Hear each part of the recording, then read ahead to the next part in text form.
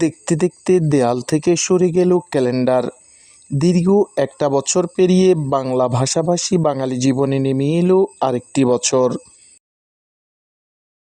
সকল জরাজীর্ণতা পিছনে ফেলে, হিংসা বিদ্বেষ ভুলে বাংলা নতুন বছর ১৪৩২ বঙ্গাব্দকে গ্রহণ করতে লক্ষ্মীপুর জেলা প্রশাসনের নানামুখী আয়োজন সত্যি প্রশংসনীয়।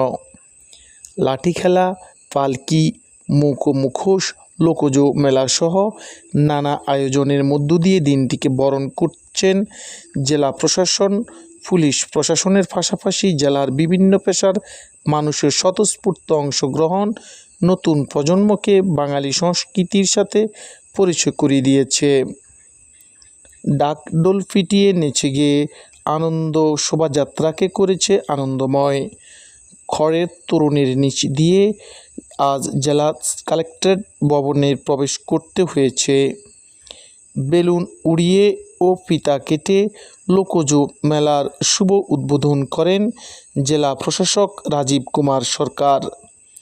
সাথে ছিলেন পুলিশ সুপার আক্তার হোসেন সহ প্রশাসনের বিভিন্ন কর্মকর্তাগণ।